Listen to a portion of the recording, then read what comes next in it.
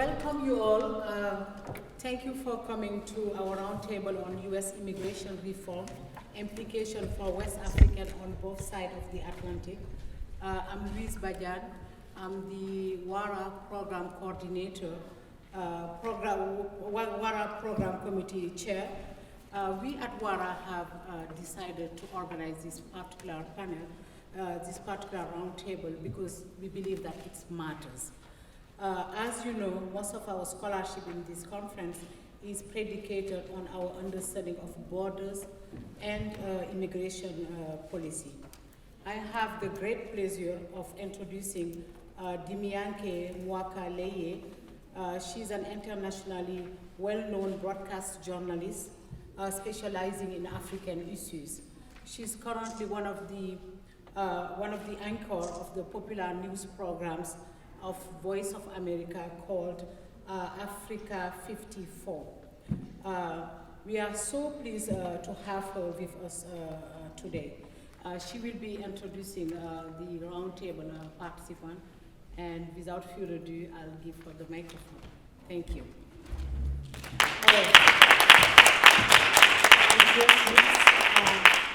I'd like to acknowledge Morgan State students who have volunteered to record this session. Thank you. Thank you.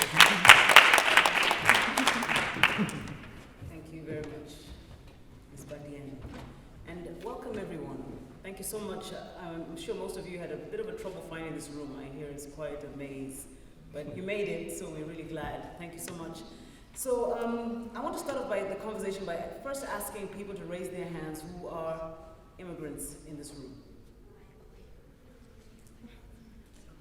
Okay.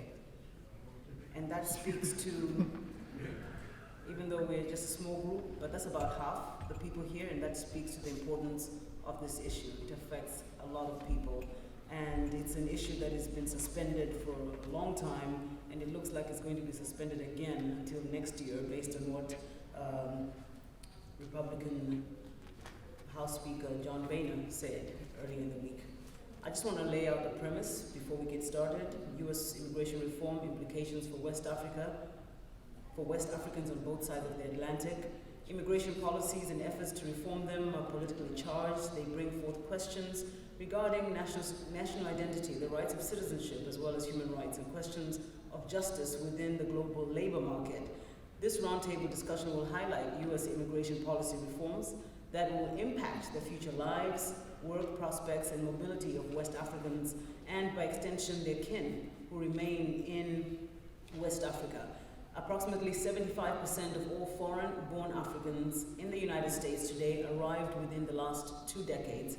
Much of this rapid growth has been due to influxes of West Africans who now account for about 40% of all African migrants into the United States.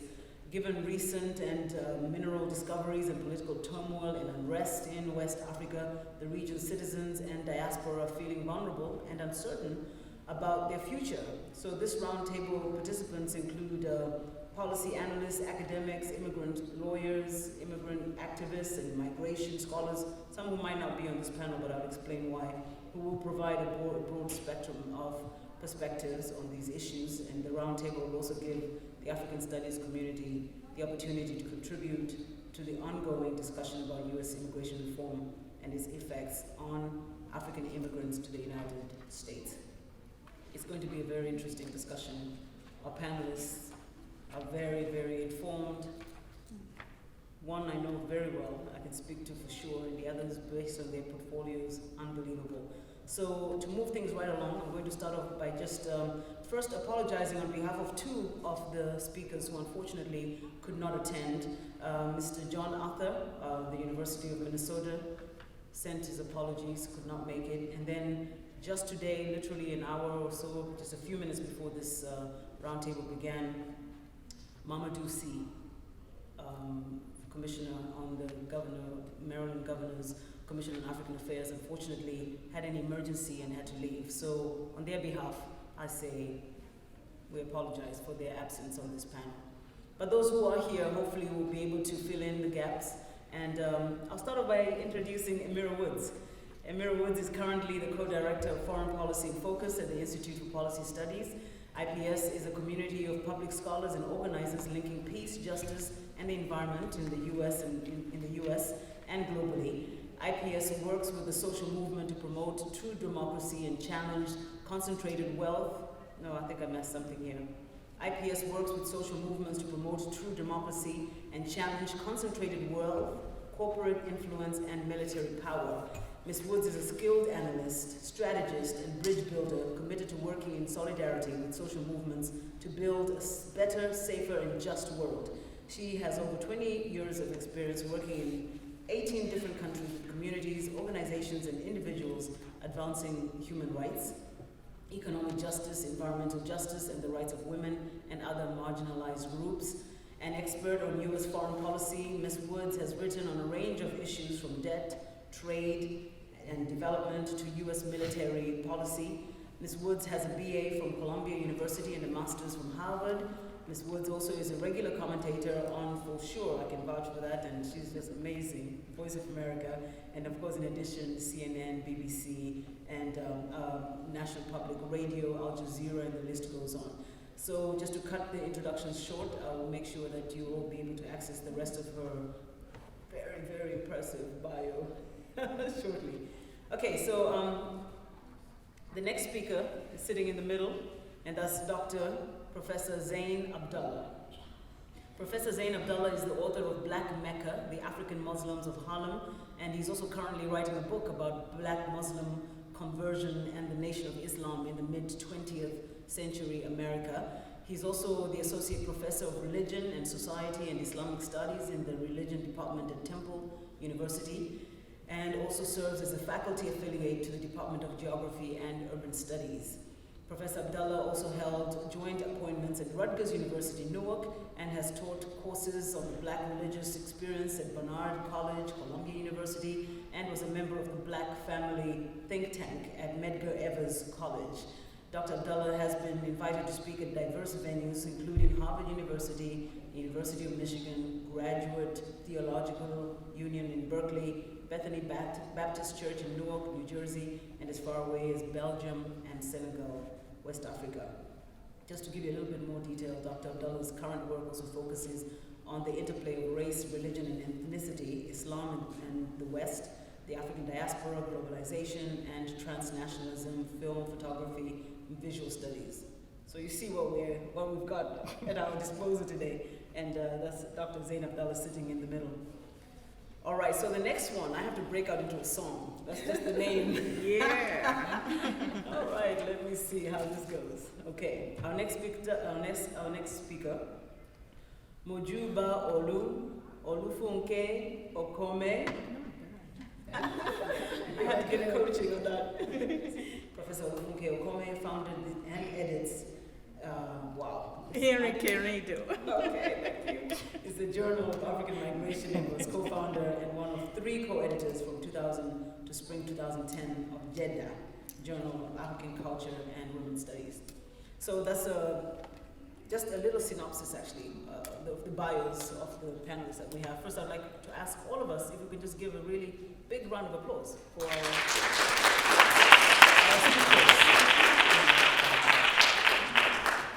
I'd like to start off by asking Ms. Emira Woods if you can kick off this discussion on this very important topic, U.S. immigration reform, the implications for West Africa, on both sides of the Atlantic. So I've been on a panel since 8 this morning. So I feel like I have to stand just to kind of get the energy up. But I'm really grateful. I know there's so much happening right now. And you all found your way through all these different hallways to be here. So thank you for carving out time to be with us. Special thank you for the students at Morgan State to be here, to be participating, and to be chronicling this session. But serious applause go to Louise and the team at Waro for their leadership, for their vision, for their hard work on West African research, for convening this panel, and for choosing a phenomenal moderator.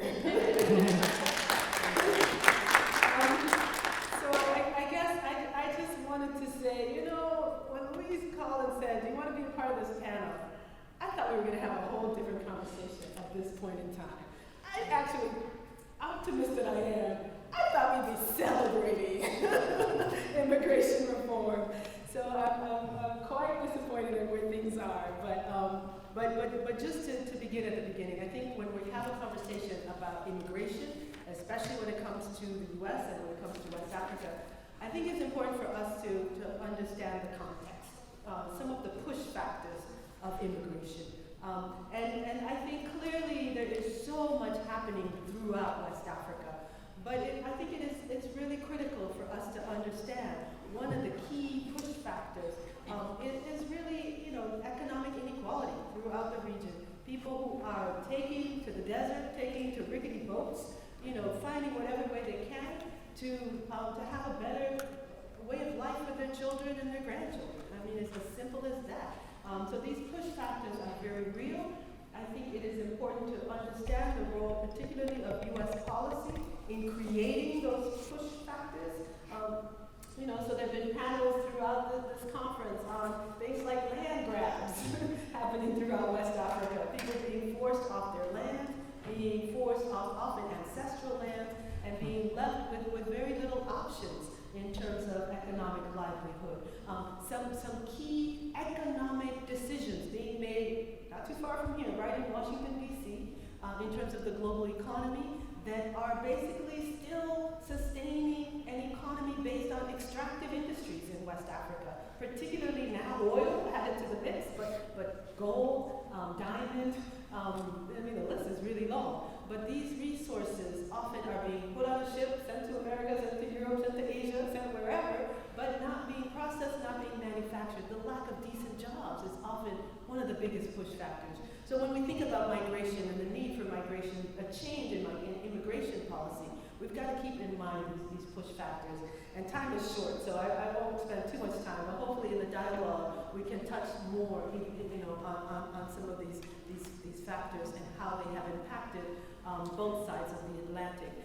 But when it comes to this issue of immigration reform here and now, we have a lot of work to do. As academics, as advocates, as analysts, we've got a lot of work to do. Clearly, we have a country of over 11 million people who are undocumented, who are contributing economically in this country, but yet find themselves living in the shadows.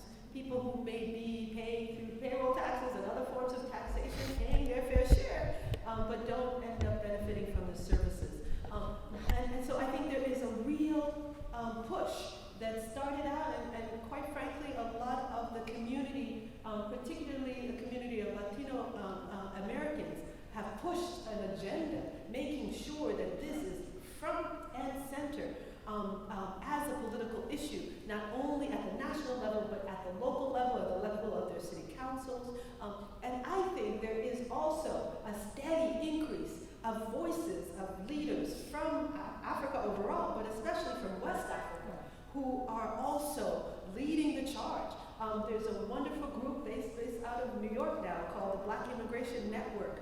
They have been organizing meetings on Capitol Hill, organizing demonstrations in Washington, D.C., in front of Capitol Hill, putting pressure to say, this is an issue that impacts Africans. This is an issue that impacts our communities. And we need to stand firm to demand immigration reform now. But I think clearly many of us, we are dealing with families that are being pushed to the brink.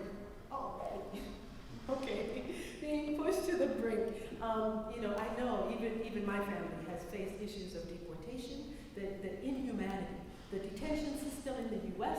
that has stripped away the power of people, the rule of law, which should be a fundamental in the U.S., is being denied for people who are in these detention centers run by a private prison system that is actually making a tremendous amount of money off of the backs of our communities. So the reasons why we need to fight for immigration reform are still very much front and center.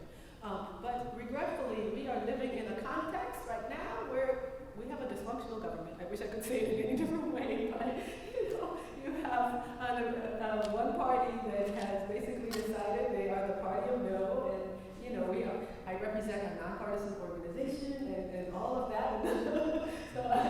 But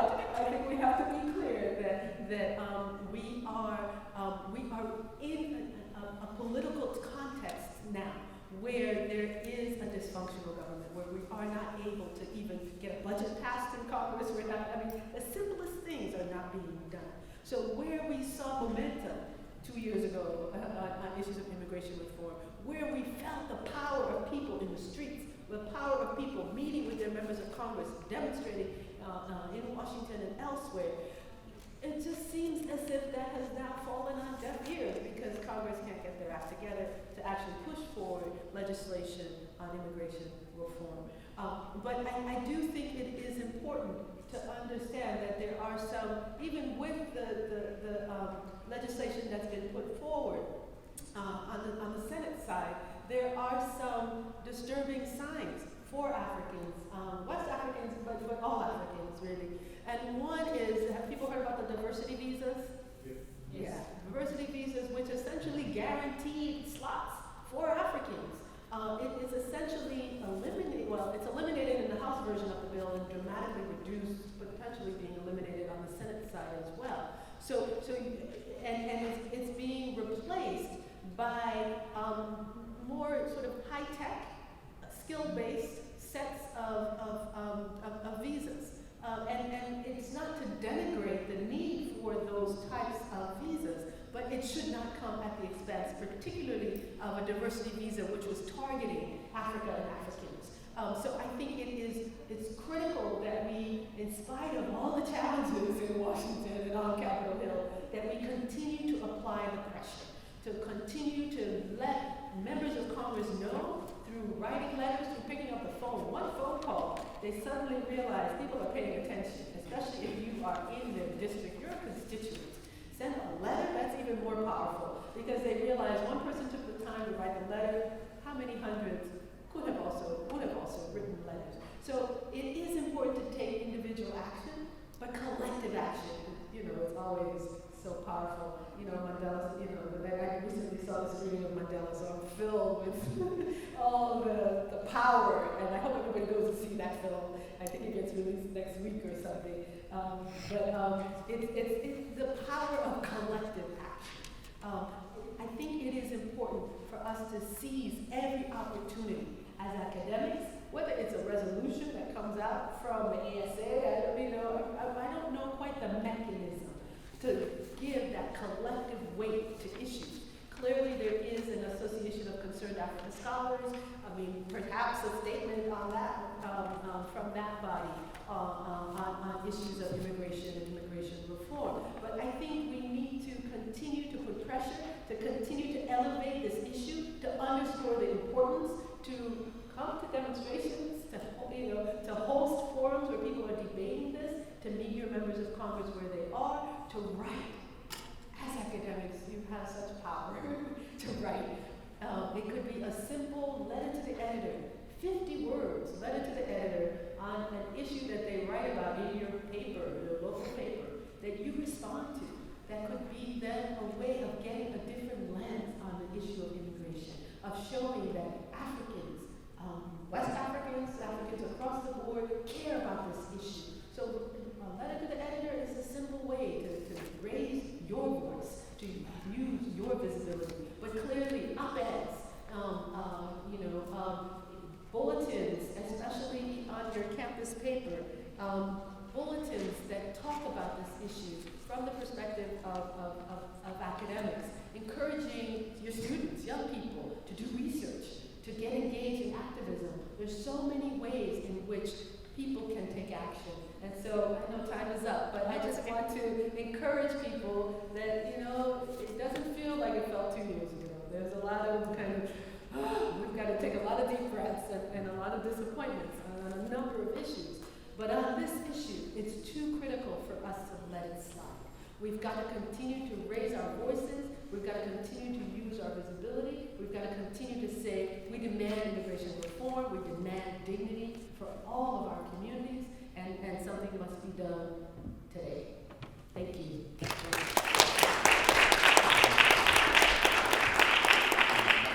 Okay, next is Dr. Abdullah. Well, first I'd like to say how delighted I am to be here and appreciate this kind of conversation. I think it's a lot to be said. I really expected to have a varied panel, so each of us would cover a different aspect. So I thought the policy analysts would be here, and but this is fine too. And I'm looking forward to more of, again, a discussion, right? Than sort of a formal presentation to you. So I didn't prepare a formal presentation, but I did sort of think about some things that concern me, and I think they should concern all of us. But looking at this in terms of what is beneficial about what is happening, there are some benefits to some of these changes that are occurring, but they aren't benefits across the board. There also are some problematics about what is occurring. And then lastly, I think we need to talk about directions, some possible solutions to what we're seeing. So first, in terms of just understanding some of the benefits, let's say. I mean, if you read the report from the White House, you get a particular perspective on what they're trying to do, right? On the one hand, it does face advantages, some disadvantages, others are probably much more on the disadvantaged side of it, because you have, as you mentioned, sort of a growing undocumented population, right? And so they will be adversely affected. At the same time, we know that, let's say from Nigeria represents one of the most educated immigration pool coming in, highly skilled pool coming in, so that population will benefit in a certain way, right? Now, of course, the immigration reform overall is not particularly directed towards African populations. As we know, it's really the largest populations that will be affected will be, of course, Mexican, Indian, Chinese, that kind of demographic. But that also means that because policy is not directed toward Africans, then they sort of get, the African immigrants sort of get the what's left. They get sort of the crumbs, and they have to sort of negotiate for that, what that means. The other part is sort of reducing the backlog of visas, right? And I guess we have to get a sense of, or try to understand and grasp what the backlog would be for specific African countries, right? It's hard to look at it as a generalization. So you have to look at each country and see what the backlog is. So the bill also tries to address that issue of reducing the backlog for certain visas. And again, the beneficiaries of that usually are some of the larger immigrant populations here. Other point is the increase in securitization issues. Again, Mexico is a major concern, the border, securing the border, that sort of thing. For African populations, of course, it's not as crucial because, of course, the border issues are contiguous. They're not there in that sense. But what will be affected, of course, is sort of monitoring terrorism and whether or not Africans can be monitored for terroristic activity. I remember getting a phone call from the DOD a couple of years ago, in fact, out of the blue, asking me about my research on West African migration to the U.S., which is a curious kind of call from the DOD, Department of Defense, you know. And he starts by saying, look, I'm not an agent, I'm an analyst. So, okay, I'm not sure how that matters to me, but okay. He says, yeah, I'm interested in your work on African immigrants coming to the country. And because he also said, yeah, I also work on, I do also research this myself, and I do writings, and, you know, then he just kind of fluffs me around a little bit, and then finally gets to the topic. He says, do you have a sense that Africans, especially coming from West Africa, are engaged in drug activity? this kind of trafficking. And I said, okay, that's your point. Yeah, okay. No, I don't have that sense. What's next? He said, well, would you be amenable to come to DC and participate in a panel discussion on what you're writing about? I said, yeah, sure, send me an invitation. He said, you will pay for everything? I said, yeah, I'm sure you will. I'll make sure you will pay. But what's interesting is the ways in which, for me, they're thinking about African immigration in terms of terrorism and illegal activity. That's problematic, of course. The other part here that I wanted to discuss is something that I think we rarely talk about. And that is, how can African Americans and Africans form some alliances? You see, you're talking about coming together. But oftentimes we have to recognize there is this conceptual divide that must be transcended. African Americans in this country have, as we all know, have made interesting strides in terms of the political arena, in terms of what it means to negotiate these things on the ground, inroads into sort of powerful sort of alliances. And so what I've seen in my work, let's say in Harlem, for instance, and as an anthropologist, I've always been interested in what's happening on the ground. I mean, policy is one thing, and that's great, but what are people thinking? What are they feeling on the ground? How does it matter to them? How are they responding to that? And what I don't see is the kinds of coalition building between African Americans and Africans. And that's hugely problematic. Both sides, both populations have a wealth of information and resources. Something that I wanted to talk about too is this notion of this human capital, cultural capital. They both have this kind of capital to offer to one another.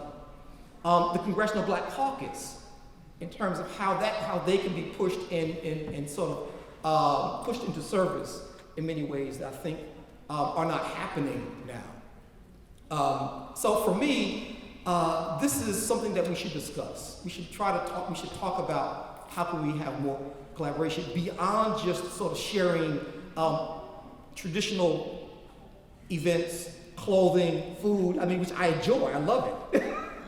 But we have to tap into more viable resources on the ground. I watch how other populations do this stuff with their populations here and how they sort of create these transnational identities, these transnational kind of venues, where, when I say by transnational, I mean, how do we make economic ties? How do we make political ties? How do we create dual citizenships between, we know it exists for Ghana, and I think what's the other country with dual citizenship? Nigeria has. Nigeria, that's pretty recent, huh? No, it's not recent? Okay. Kenya, okay. Yeah, so how do we make that work? How do we make that work for ourselves? And the African Union has offered.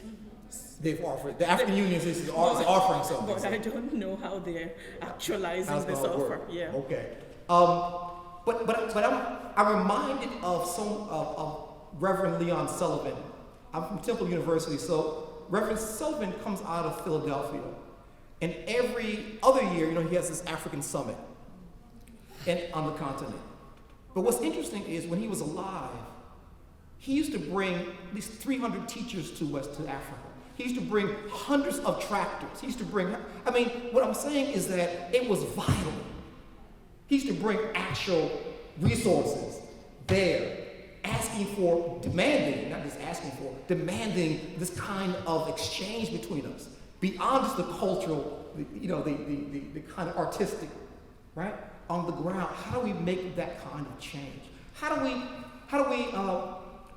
bring coalitions together where African Americans can invest in Africa? We have African Americans spend billions of dollars on all kinds of products. How do we bring that money to Africa? Right?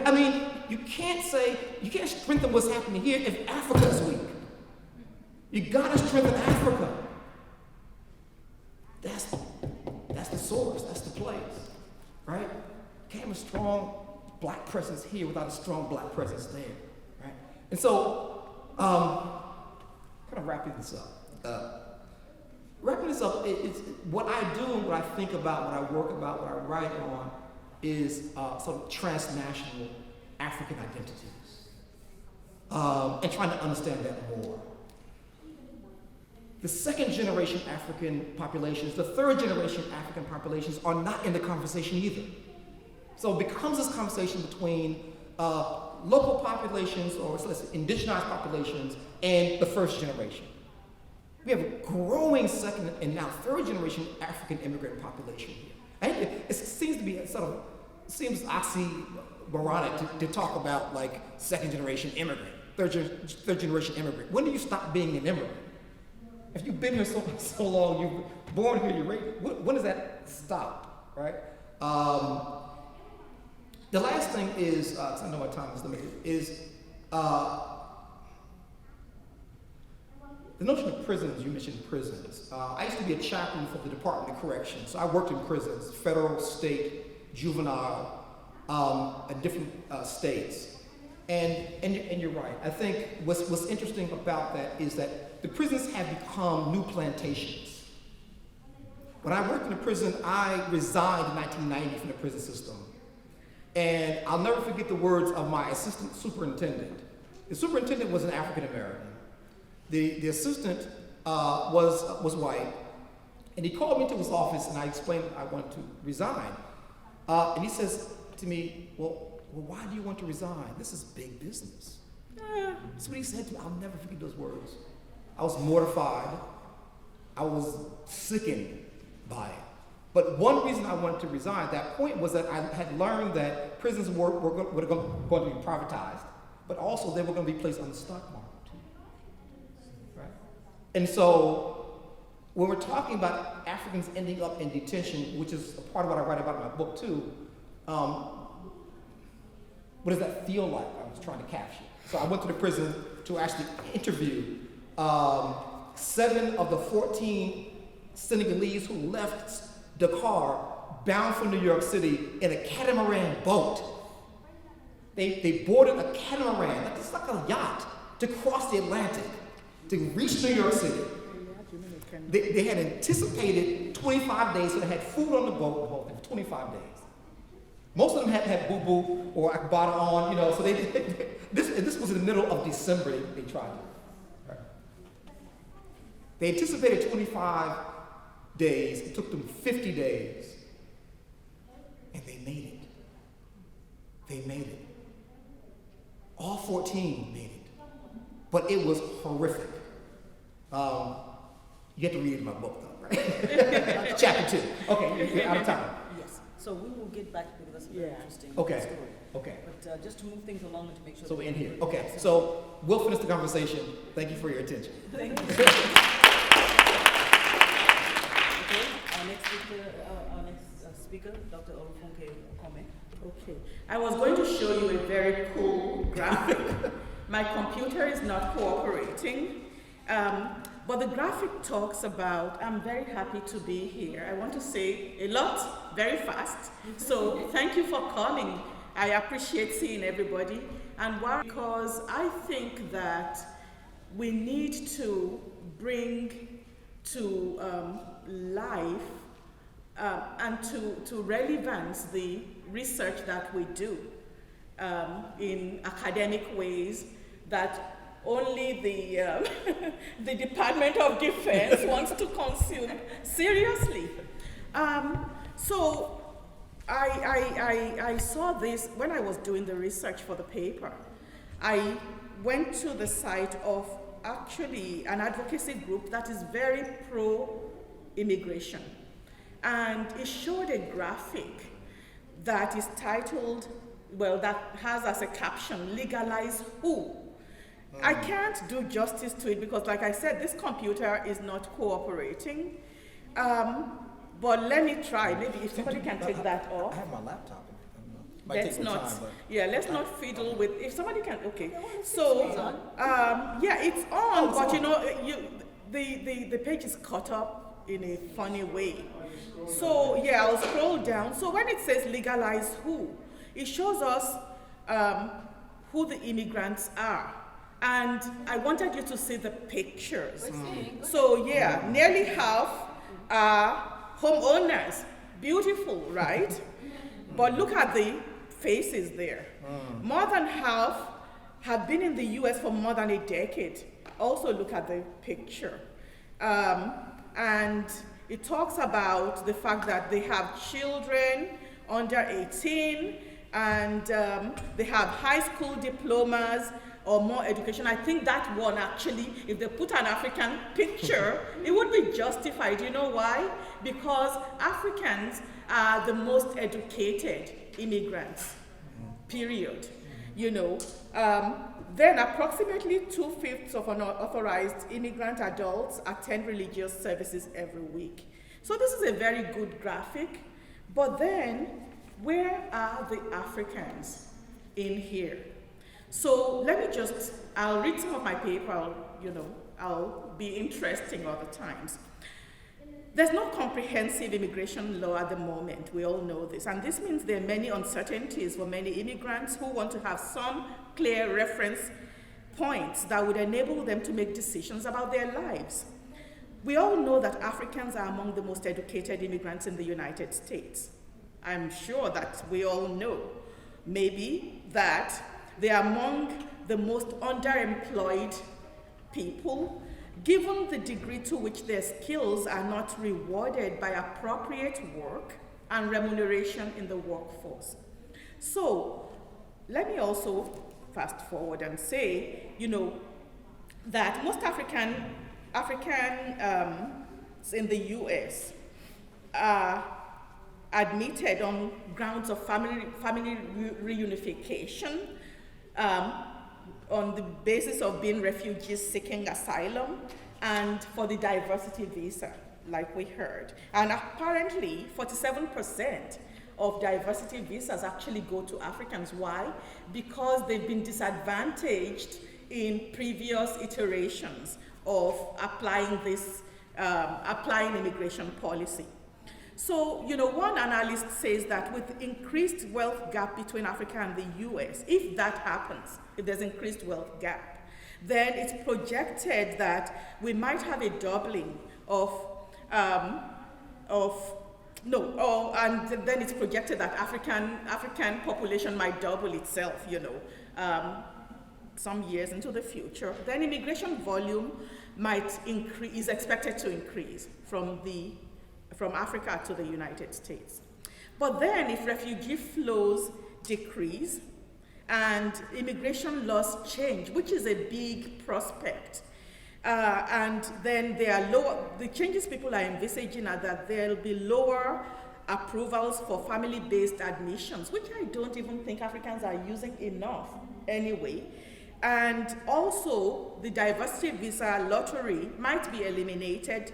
We're hearing, I don't know the extent to which that will be allowed to stand.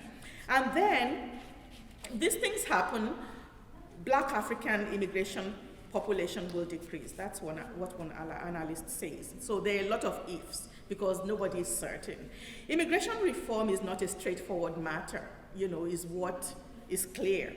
Besides the difficulties that are thrown in the way of reform by the political machinations characteristic of the Republican opposition that we've heard about, to any initiative by the Obama administration, there are also many vested interests that have hardened and unyielding positions on immigration.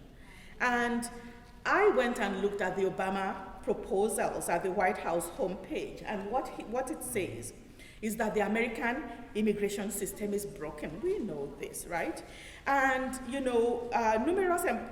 I think even the Obama proposals are very much focused on enforcement of immigration law. So it talks about the fact that a lot of employers hire undocumented workers. It tells us again about the 11 million undocumented immigrants in the United States. And it's compassionate towards them. It says we need a fair, effective, and common sense immigration system that allows them to be, to have legal status. This is all good, right? And then this administration wants a smart and effective immigration system listen, that continues to secure our borders. And remember, when people think about borders, what really comes to one's mind is that fence that is being built, to keep out Latinos from the United States. But the borders, we have to remember, are all the airports, international airports from which people come. So to secure our borders, and also it cracks down on employers who hire undocumented immigrants. And it's a plan that requires anyone who's undocumented to get right with the law by paying their taxes and a penalty, learning English, undergoing background checks before they are eligible to earn citizenship. So rules are going to be applied. Everybody should play by the rules. And this sounds good. So there are 4 pillars to the Obama proposal. One is stronger border security, and I'm not going to talk about what he says about that. Second is that there should be reorganization, simplification, modernization of the immigration system. And third is that there should be legal avenues to earned citizenship. And fourth is that there should be a crackdown on employers who are hiring undocumented immigrants. So, the Black Alliance for Just Immigration, which actually is a body that brings together Africans and African Americans in pushing for just immigration policy, and a body that has actually done a lot of work in pushing the Congressional Black Caucus to take a position, a positive position on immigration issues as it affects Black people in general and Africans in particular. So it needs to be applauded and its name needs to be raised up. He criticized President Obama's proposal for not mentioning people in the temporary protected status, TPS, and deferred enforcement departure status, they call them DED, population. These are categories that have many Africans in them. Now, about the Senate, which is kind of like a bright light in this very dismal environment. The Senate has managed to pass S744, and it's the long name of it, the Border Security, Economic Opportunity, and Immigration Modernization Act.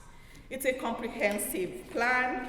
It wants to do immigration reform, and the Gang of 8, you've all heard about them, among whom is Charles Schumer, who always comes to Brooklyn College's graduation ceremony to make a speech, the same speech every year. He was the person who made the formal proposal of this bill in Senate. And to cut a long story short, the final bill was passed on June 27, 2013, and the vote was 68 to 22.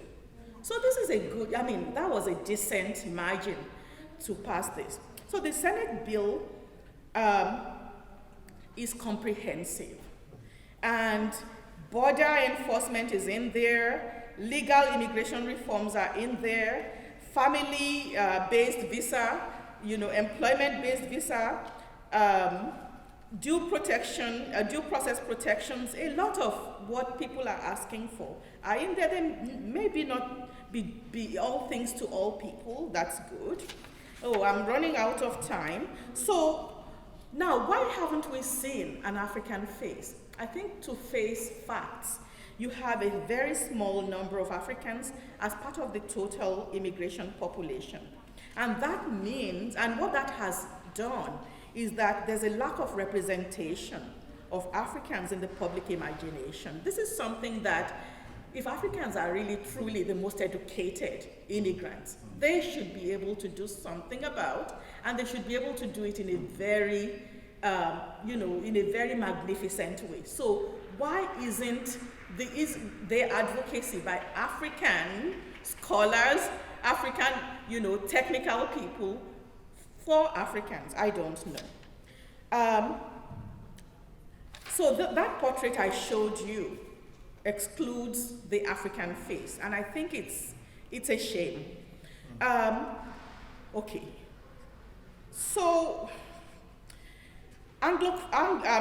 West Africans also make a big percentage of total African immigration. And, Nigeria and Ghana, Liberia, Cameroon, and Sierra Leone are part of the big chunk of the 46% of all Black African immigrants, in the United States. Kenya is the one country that is not West African in that bunch of countries. So this is a significant number of Black immigrants and a significant number of African immigrants. So West African voices need to be also magnified in terms of the African voice, to advocate for Africans, to advocate for Black immigrants, and so forth. And I think if this is not happening, it's happening because you have the Black Alliance for Just Immigration. You also have, I think, a Black Immigration Network, BIN, and they work hand in hand, and these are good things, but they are not enough advocacy organizations, and there are not enough voices that are joining them. Okay, now, if Africans want to really make an impact, Zain is right. We have to work with African Americans. And this is not happening yet to as great an extent as is possible. It's tragic that we're not using these opportunities. Instead, we're drawing lines, even between Africans. The Francophones and the Anglophones don't talk to one another. The Lusophones are totally neglected, and we're not coming together to fight for a common struggle that we can all benefit from. Not because we're benefiting, individually, but because this is a just cause. So I believe what Baji is saying, Black Alliance for Justice in Immigration, they're right. Now, the Dreamers. We've heard about the Dreamers. These are American undocumented students brought to the US by their parents as babies or young children, or people who came on their own as minors. Or they are in the US on temporary status, and they're students.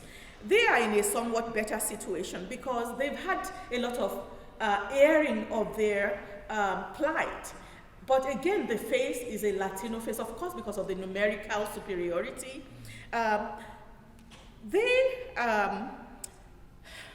So Africans and West Africans are lost in the mix. And it's a shame that they are. Undocumented immigrants. This is 21% of African immigrants, according to statistics.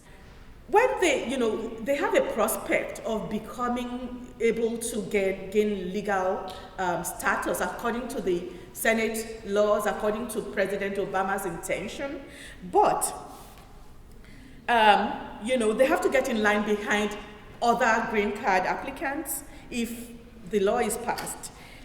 They have to learn to speak English. It's not a problem for Anglophone Africans. It's a problem. It might be a problem for some Francophone and Lusophone Africans, and for Africans who don't speak any European languages, and there are some.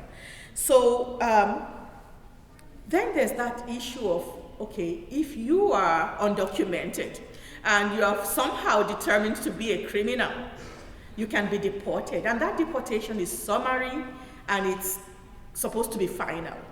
Okay, if this happens, already according to one of the advocates at Black Immigration Network, Opal Tometi, there's an overrepresentation of Black people among those detained for being out of status. So Africans are well represented in this overrepresentation.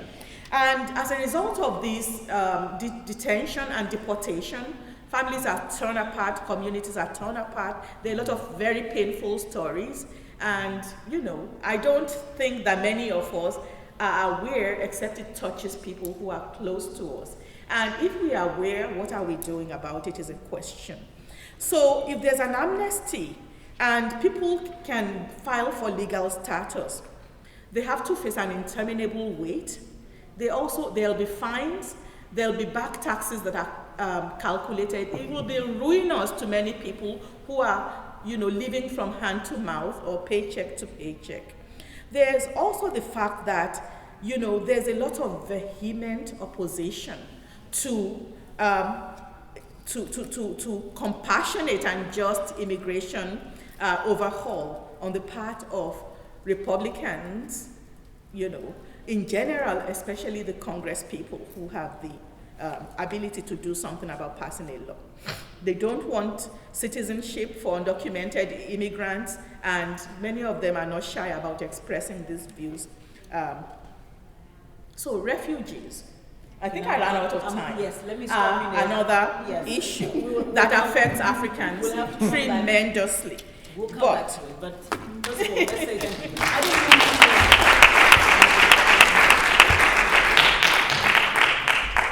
trust me, I did not want to stop you because that's a lot of information, and I'm really hoping we're still going to get to it once we start. I just want to make sure that everybody weighs in and we get this conversation going so that by the time we leave here, we really have some guidance in terms of how we're going to move this process along. Now, so far what I've heard is what I really like, starting from you, Emira, all the way down to Professor Okome. This is about the current plight of the immigrants, especially the undocumented. How do you pressure? How do you ensure that whatever is currently being held up passes? And then what you mentioned, Dr. Abdullah, about the importance of strengthening Africa, because when you think about why is there this problem of African illegal immigration in the first place, it's because where are people coming from? Undocumented. And then of course, Dr. Okome talked about how, the implications, once you're here and you're on the wrong side of the immigration law, life is just dismal. And we want to stop all this. So how about you focus a little bit for us in terms of why is it that the face of the illegal immigrant is still Latino, and why aren't we stepping up to the cause? And then how do you, in terms of now going forward, and hopefully, I don't know if the objective is, do we want to just make sure that there is no this problem of illegal immigration anymore, especially coming from Africa? How do you ensure that those who come here in the spirit and the strength of what a true African really represents? Somebody who wants to work, who wants to go to school without having to go through all this tobacco of the law, etc. And then Dr. Okome, you can further explain about what you're talking about, the impact of the, once you fall out and the imprisonment and what goes on in there. So very briefly, if I can just give you all 5 minutes, not restricted this time. Well, the question of why, particularly our Latino brothers and sisters, have kind of, I think it's a victory actually for the community, because I think what happened, you had a series of organizations in DC that were trying to push legislation and were going too slow. And basically people outside the Beltway said, we're tired of that. And they took on May 1st as a date to organize. And they basically started to organize and built a movement. It was amazing. Amazing. They had particularly families coming with their children, people telling their stories, changing the narrative. And I think we're able to capitalize on a lot because of it. So they had images of children as the ones most directly impacted by questions of immigration and immigration rights. I think the Dreamers have also told their stories in phenomenal ways. They've used social media, they've used all kinds of local radio stations and DJs. I mean, DJs. It doesn't get better than that when you have a DJ playing a song and carrying forward your issue, right? So it's able to reach people's hearts. What concerns me is how do we tap into the Black middle class with the resources that are there, rather than just sort of looking for just Black African alliance. I think we need to be more strategic then. And who are we going after? You're talking about social media. Social media is, how do you target certain populations, right? Those kind of populations with resources and those who have the kind of sensitivities to the issues that we're talking about. So this is what comes to mind for me. Thank you. All right. I think shared values are important, but I think what has to happen is trans-class alliance that crosses class boundaries, and that needs a lot of work to build such alliances and convince people that it's, even if they're not gaining anything directly, the fact that this is creating a better situation for fellow Africans, fellow black people, fellow human beings, it's a good thing. That's what we have to find a way of doing, and I don't think it's easy. In terms of making Africa stronger, many people focus on remittances these days. And I have to tell you, I'm one of the people who kind of put a damper on the enthusiasm. Because remittances are seen as maybe the panacea for all kinds of stuff, especially because they're so huge. And I think the figures I remember from the World Bank is that this year there's going to be $64 billion from Africans in the diaspora to Africa, and this weighs the value of official development assistance. So it's a good thing. Yeah. But a lot of the remittances are going for survival, to help family members for emergency and so forth. If Africans invest in Africa, actually it's going to strengthen Africa. Many Africans disappear their money because they want to put it in places where it's secure. Some of them have stolen the money and they want to hide it. So Africans investing in Africa would strengthen Africa. African Americans and other people of African descent investing in Africa would do the same thing. But a lot of work has to be done by African governments to create environments where people feel comfortable, to put their money. And I'm not going to expatiate. The reason why we have a very small presence and voice is because of the numbers, the sheer numbers. Because if you have 1.6 million Africans, the people who have legal status, among, the vast population of immigrants in this country, I think they're said to make up about maybe 3% or so of all immigrants. This is a very small population, but a small population does not have to have a small voice.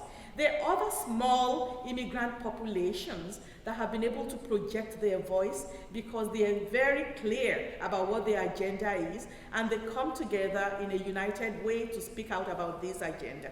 I won't name any names. And I'm going to stop you there just for now, because I want to throw the question out now to the audience, and definitely we'll expound on that point in a short while. So anybody in the audience who has a question, a concern, suggestion about how this process can move along? Okay.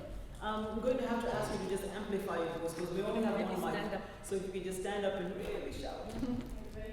I'm Joy Sloan from Planet. You just brought up the question of remittances, and I think it's huge, especially remittances that end up generating and helping Africa, of course. My concern is immigration reform. There's a lot of attention on remittances these days of every sort, social and otherwise. And I guess this is really for Emira. What do we have right now with immigration reform? How solid is that? Is it going to change? That makes me really nervous. And will it address the remittance issue? Thank you. I'd like to take two more so we can get a good conversation going. Yes, let me have the gentleman in the white shirt in the back. First of all, Professor Okome, in terms of academic voices and why we are not sort of responded, I think first is a class issue and the fact that most academics who immigrate to US immigrate through high-skill visas and therefore are less invested in some particular ways in being advocates for the larger immigration issue. And I say that honestly because I'm one of the people who fell into that particular category. I 100% with you, Ms. Woods, in terms of really leaving this all in that particular sense with us sending a statement, a resolution that comes from here and saying that this is stuff that we are concerned with. My question, and it goes to Dr. Abdullah, this is the question of, we talk about trade, African-American trade and sort of the opportunities, but there's a larger question here in terms of U.S. own engagement with the continent and the amount of money that goes into investment. Africans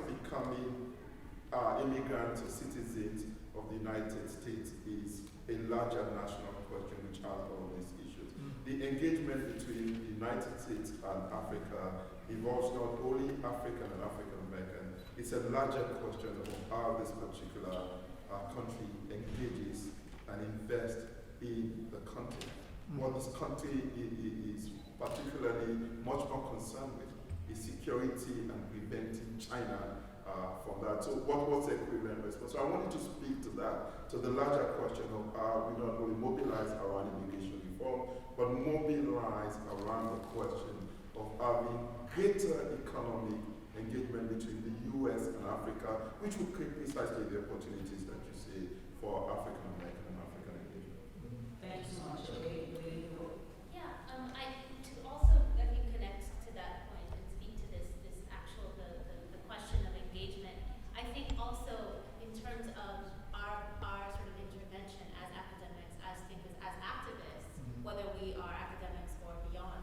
I think it's also important, I think, in the question of alliances and networking, the question of capacity building, that it's not just about investment, but it's about creating the capacity of Africans to manage their own futures and have the skills and the skill sets to be able to direct their own economic futures. And I think what gets missed and what gets often sort of taken up as exchange is we need to invest in what? What specific ways are we willing to invest that actually builds capacity within Africa and stops the need and sort of the push for people to actually want to leave and start investing in staying. I think that's the critical issue. I mean, ultimately, that beyond the question of immigration is really about how do we make Africa and being in Africa and maintaining a sort of African reality, a sustainable future within Africa. Thank you so much. All right, we've got a lot to work through and discuss. So I'll just start from you, Emira. We can just go down the panel. Wonderful. Thank you so much for those thoughtful questions and comments and all of that. So, you know, where things stand now in immigration reform, it's stalled, bottom line. So, you know, what you have, the White House put forward its proposal and has, from my lens, has dropped the ball, to be quite frank, right? Has not continued the momentum, the political pressure, the political will needed to push this forward. Again, all the issues around healthcare reform, I mean, there's a lot, right? So this has been pushed almost to the back burner for the administration, you know, which is really, I think, a missed opportunity. On the side of Congress, again, we have the two houses split. The Senate put forward its bill. Again, the bill is not perfect. So at the moment, we have a dysfunctional Congress. So it doesn't look likely that, you know, even though we were hoping 2 years ago at this stage we would have, you know, legislation ready to move in both houses, ready to be signed by the president. Right now, it doesn't look like that's happening. Definitely not in 2013, and may not even happen in 2014. So that's the concern. So when we talk about what folks need to do, it's to call your member of Congress. Let them know this is an issue now. Especially if you're in a district that has large immigrant populations. If you live in Minnesota, anybody in Minnesota?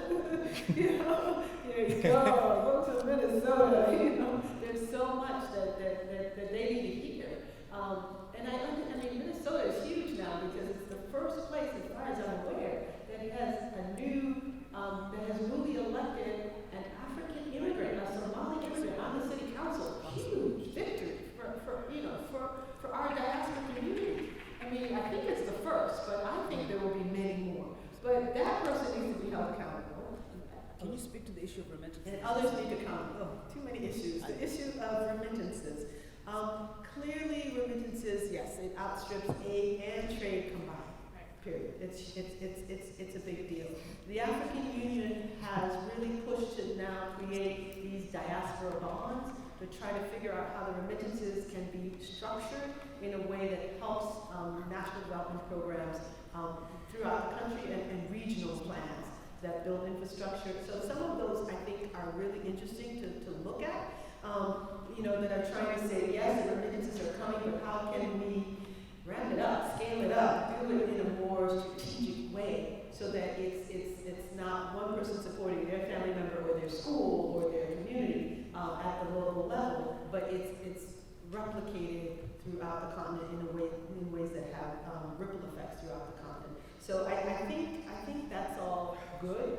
I think that's all really important in terms of moving forward. But I think we have to also say, ultimately we need changes that's going to bring labor mobility. I mean, there's so much capital mobility, that's not even thought about. But we need labor mobility. People need to be able to move freely across borders more readily, and to stop this nonsense of dehumanizing people. So clearly there's a lot of concretes that can happen. Increase the number of particularly refugee and resettlement slots that are available for Africa. Africa, again, I think it comes out of a really racist policy that has reduced the numbers for Africa across the board. Those numbers need to be increased. But then we also need to look at some of those push factors and create U.S. foreign policy that's not shipping weapons internationally, and all of this contributing to why people are leaving in the first place. So all of that is woven into an answer to your question. But I feel like you also have so much to share. So I hope you'll be able to do that as well. Thank you so much. Dr. Bello, maybe you can address the question from the gentleman, especially you touched on it earlier about security and how African migration is being looked at from the position of drug trafficking and terrorism. Okay, that's interesting. I had a different question in mind, but No, it's okay. In addition to that, because he touched on. Okay. Well, first I'd like to let's respond to the young lady who talked about capacity building and sort of what that means. So if you're talking about assisting African economies and sort of building them so they can be self-sustaining. It's an interesting idea. I wonder how much this relates to social entrepreneurship, right? And how viable that will be as well. I think if you're talking about even black investors, you're talking about people who actually want to do more than have sort of a social sort of input or assist in that way. I talk a lot with African businessmen and women here in the States about what kind of opportunities are available on the continent. And everyone is encouraging and all that. Everyone is ready to do it. But I think what Professor Okome mentioned is about political stability or instability as a major issue, major concern. And sort of how do you stabilize that is a much larger question. So how do you combine the political economy, the politics with the economics, is a question that I'm not able to answer. It's a real quagmire. But I do think about sometimes the notion of microloans and what microloans can do on the ground. They've worked extremely well in Bangladesh and other places, the Grameen Bank, Muhammad Yunus and his work. And even Richard Branson actually sort of also was engaged in some microloans in West Africa as well. And it really helped to stimulate some entrepreneurial activity. I found, Emira, your question, your statement was interesting about sort of how do nation states then sort of avail themselves of these diasporic populations. It reminds me of Haiti that, developed this, what they call a 10th department for itself, right? So Haiti has these 9 departments, and so it developed a 10th department as a diasporic department to sort of capture sort of the economic resources that way. And the AU has Region 6. AU has the African diaspora as the 6th. Region 6. Right. But where is the teeth? Where's Where are the teeth teeth in at? that? Yeah. And then I wonder, you didn't mention, I'm not, how is ECOWAS doing? Is it viable? Also, you have the Francophone counterpart to that, too, as well. So, this is sort of my thinking on it. I haven't done much research in this area, but that's sort of my sense. The terrorist part, maybe we can come back. Okay. Okay, what's my question? In terms of the issue of engagement, I think there could be more and there could be better. I actually don't see too much engagement on the part of Africans, and I think it's a cop-out to say, you know, my class interests dictate against it, or kind of make me not interested. When I talk about trans-class alliance, I guess, you know, the gentleman who made that comment didn't understand what I mean. That you have to go beyond, and sometimes maybe contrary to your class interest, to advocate for something that you don't have any hope of benefiting anything from, because it's the right thing to do. Because we are all human, and I happen to think that this issue of legalizing the status of people who are undocumented and having compassionate immigration law is a human right. Okay, people should not be stuck in any place where they feel that they don't have, where they know that they don't have any hope of making a good situation for themselves and a better future for their children.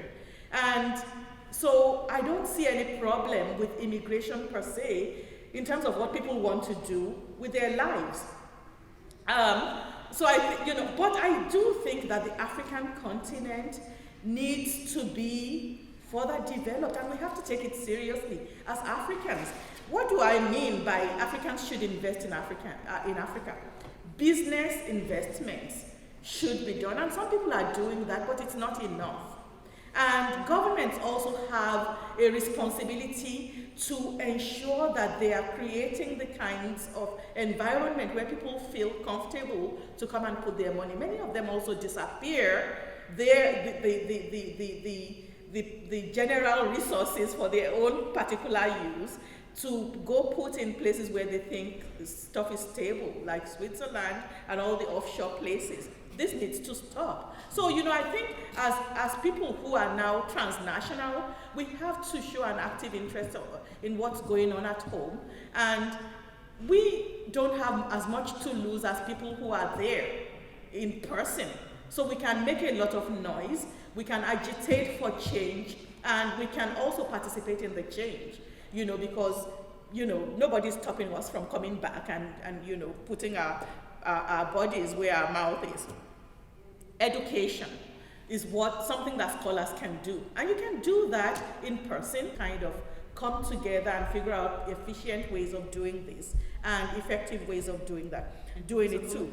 Planning that connects, we can also be part of helping to plan, but that's a bigger task.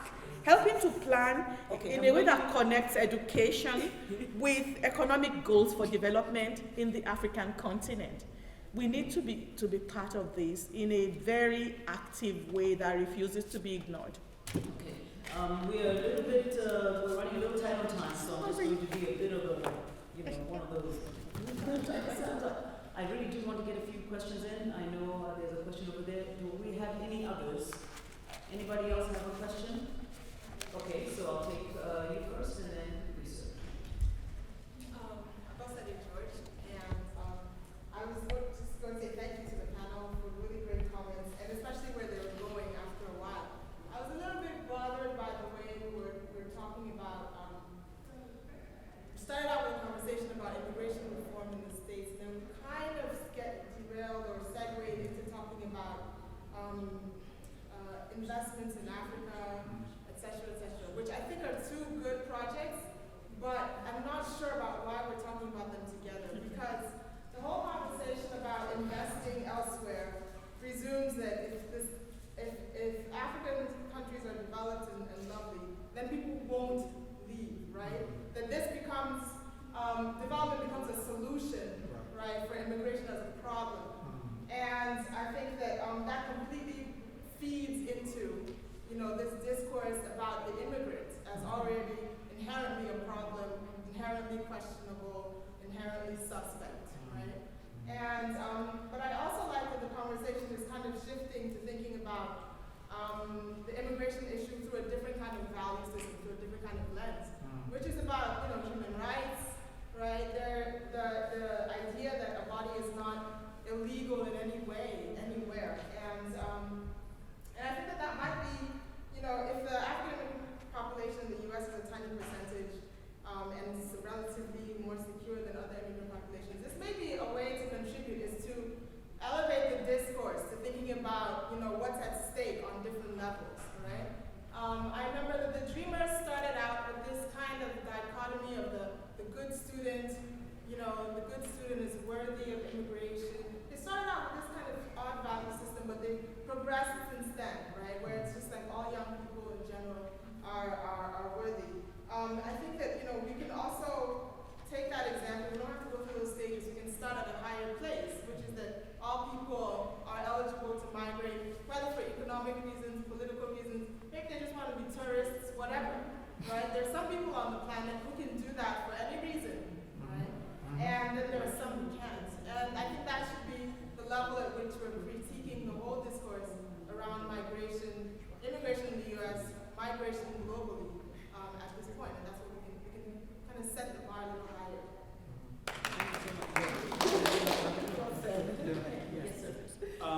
Just briefly, when Emira talks about, talks about push factors and Zain, I think you made reference to coalition building and tapping into resources, both in the diaspora, broadly defined here and elsewhere. And I think, Funke, you mentioned something about African governments themselves, which you were reluctant a little bit to elaborate on. I think this points towards,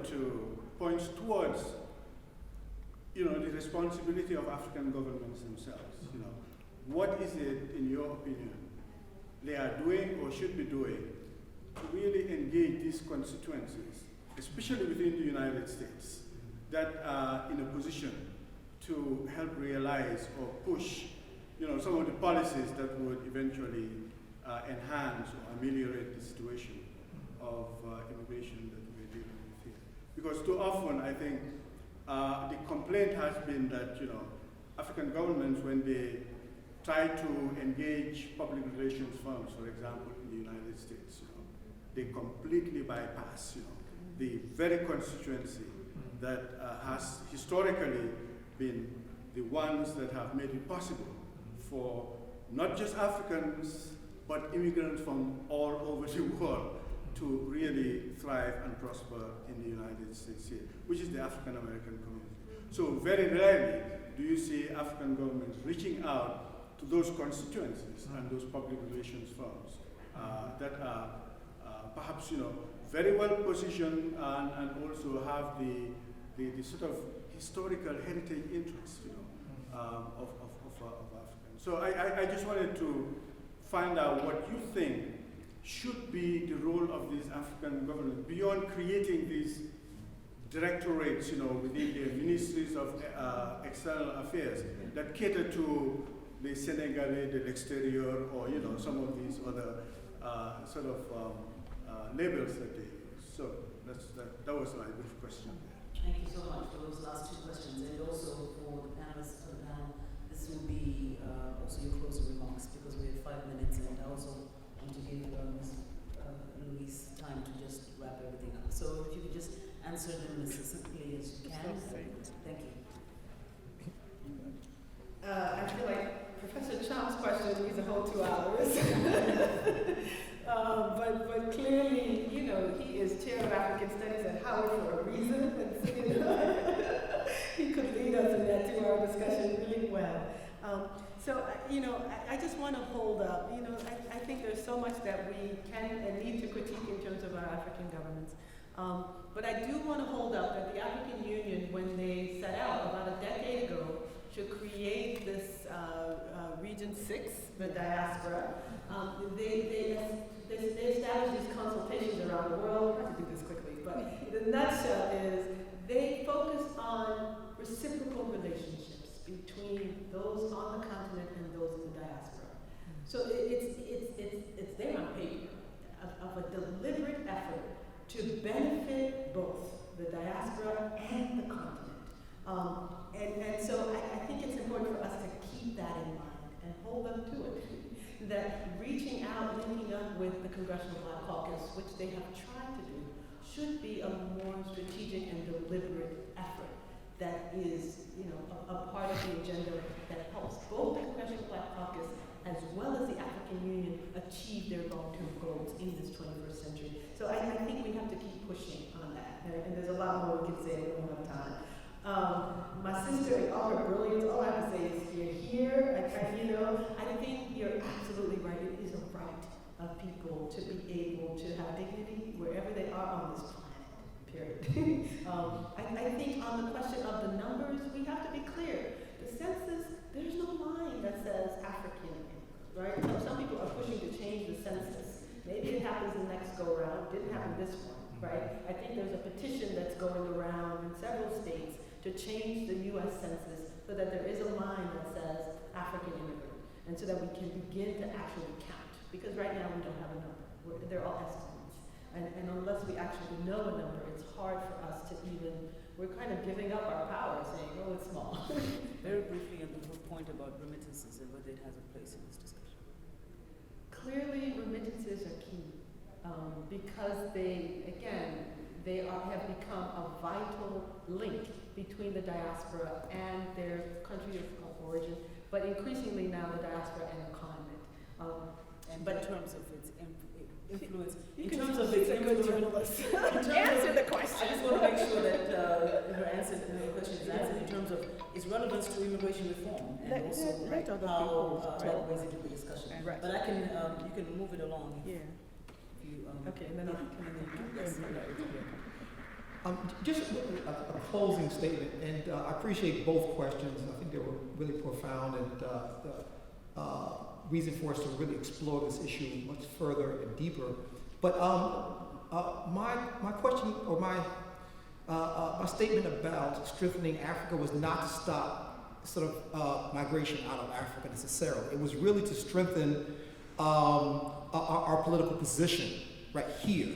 Right? And so that's what I'm really concerned about, because a strong Africa will strengthen us here and how we need to sort of lobby here, the same way the Jews, right, needed a state of Israel to strengthen their position in their lobby here. That's what I'm concerned about. How do we strengthen our lobbying power here, right?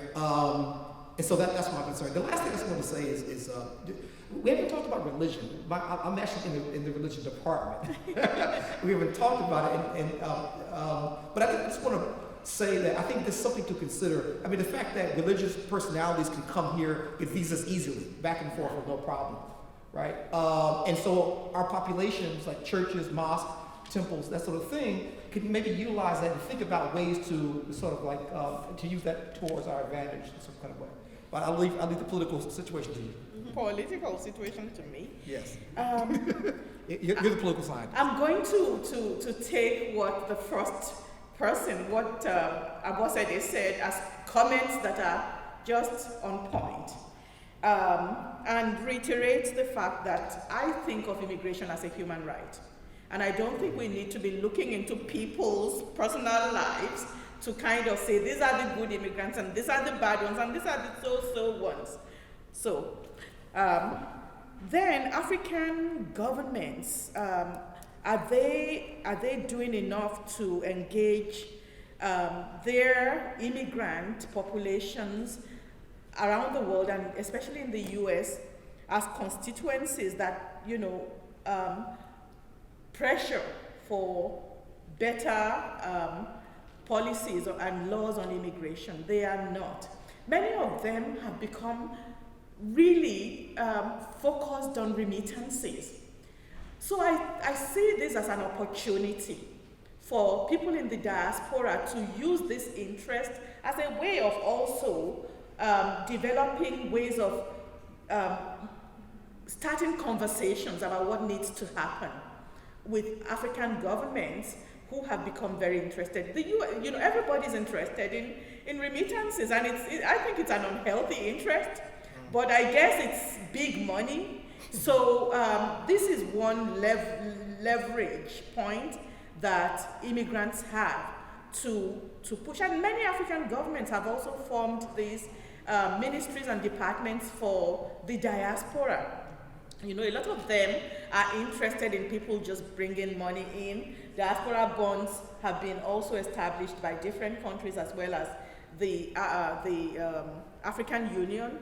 Then there's a lot of work being done on lowering the costs of transferring remittances. But on the other side, there's also a lot of unhealthy interest in places that are perceived as terrorist-ridden and making it harder for people to transfer funds to their family and, you know, for any purposes that they might like in their countries of origin. And, you know, all these are things that that immigrants could create networks of advocacy that focus on or strengthen the bodies that are already there. One of the problems that I think exists also is one of media presence and media coverage for the very brave and admirable work that many of the advocacy networks that are already in place are doing. So this needs to happen. And then in terms of the African Union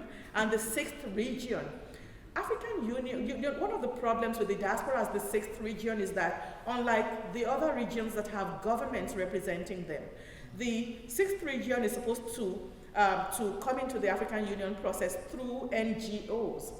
So how is this going to be able to, if it happens, how is it going to be equal to the voice of governments? Then how is it going to happen? That's a task for Africans in the diaspora to work on so that they can engage the AU on a stronger footing. Thank you so much. Before I let the panel go, do we have 2 extra minutes? Okay, good. Also, because I'm a journalist and we've got to keep the balance going on, there is obviously a reason why the immigration debate is so rigorous and so contentious. As the real concerns about immigration, if the borders are just open and flow. And really 1 minute each and then we can wrap it up. Well, I think in the U.S. it's a key one. It's racism and demographics. And demographics are shifting, and the U.S. will be predominantly black and brown for the 23rd period.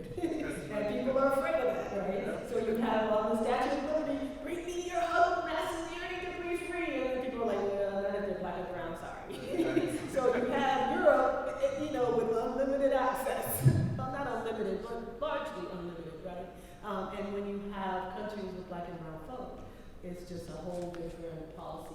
So I think it comes out of a xenophobia, it comes out of a racist ethos, and it's true, it's not only the U.S., but it's very much alive here. Dr. Abdullah? Yeah, no, I concur. I was thinking about that myself, that, yeah, racism is a major problem, but at the same time, immigration policy has been affected in 3 ways, right? One, by job procurement, right? It's about jobs. It's about the economy too. It's not really, racism matters, but it's also about the green, the money. It's also about family reunification, but this was generally for populations, Europeans. I mean, even the 1965 Immigration Act was really about increasing more European immigration here from southern Europe, southeastern Europe. They wanted to increase that, but of course it backfired on them, and you got something else.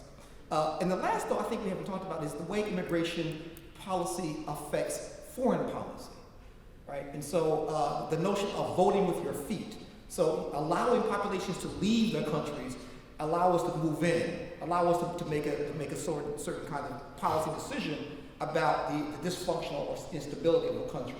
So the politics matters as well along those 3 lines. Yeah.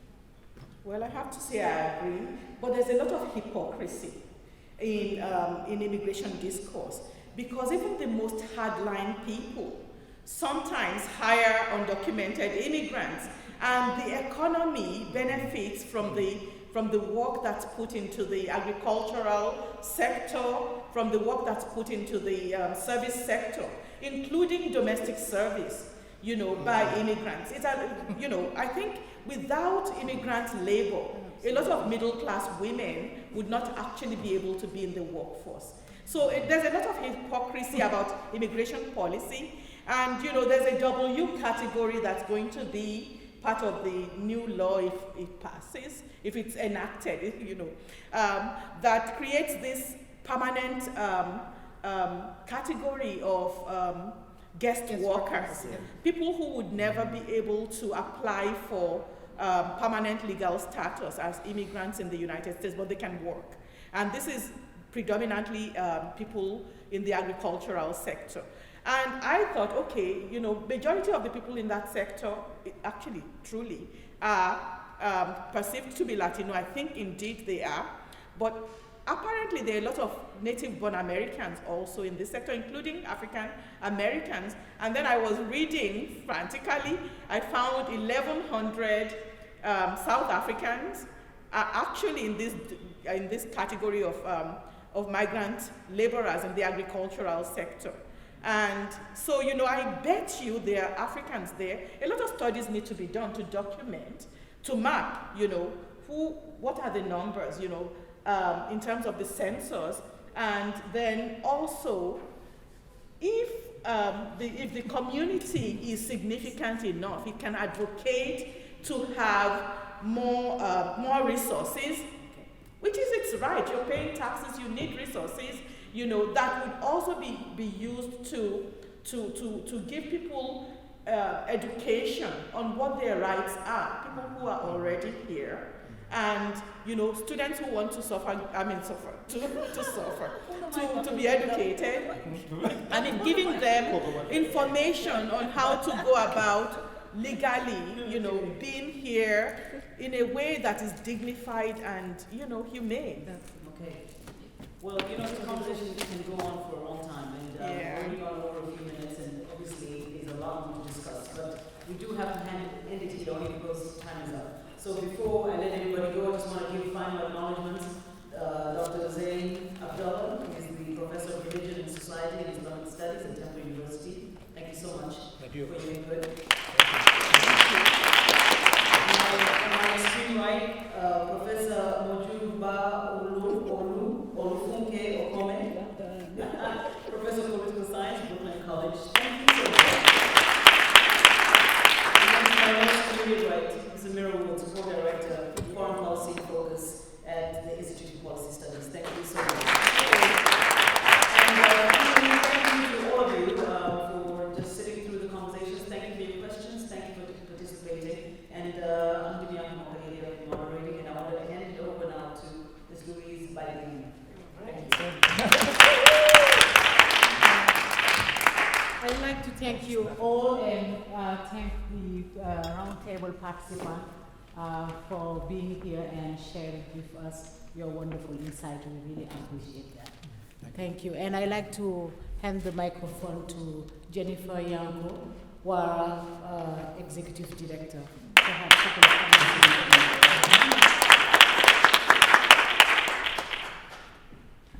Thank you, Louise. I want to thank each of our panelists and our moderator. Thank you so much. This is a really important discussion, and I think even though we've just scratched the surface, I think that it's a good beginning. Yeah. Thank you so much. And I want to thank the students from Morgan State for coming and documenting this. This is really great because this means that other people will be able to join in the conversation from watching the video. I wanted to encourage all of you, if you are not members of WARA or you'd like to know more about WARA, to take one of these brochures.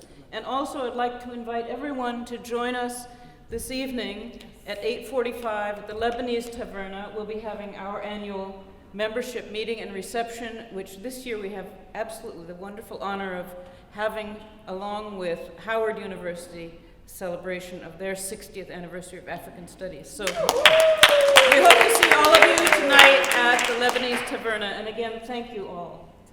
Thank you. Thanks so much.